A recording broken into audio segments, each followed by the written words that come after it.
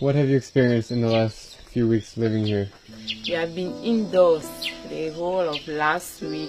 Did you hear any gunshots and stuff? Yesterday in the evening. Yesterday? Yes, in the evening. So like 10 hours ago? Yes. You heard gunshots? Yes. Yesterday around 6 o'clock, 6 to 7. How far away did they sound? Down this way, 5 minutes. Seriously?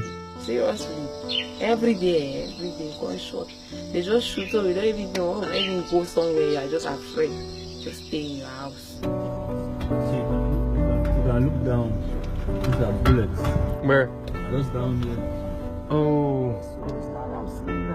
Those are all bullets. They didn't clean it up?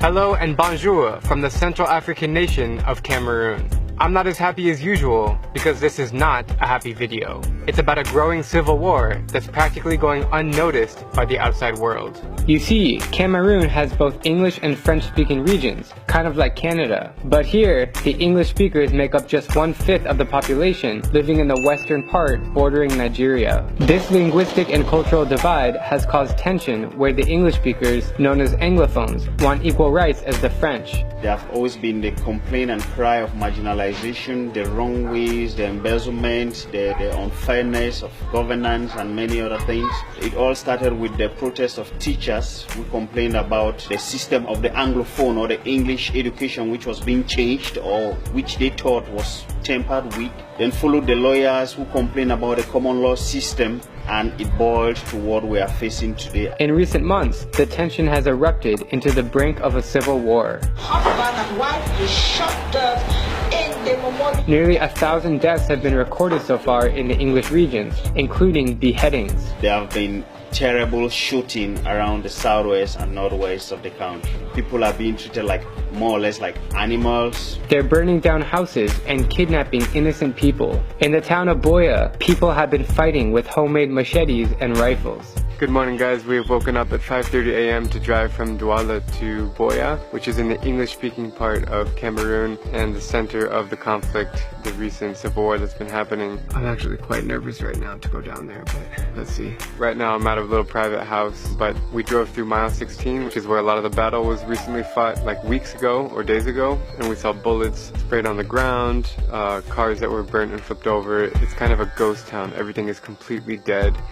Every single building is closed.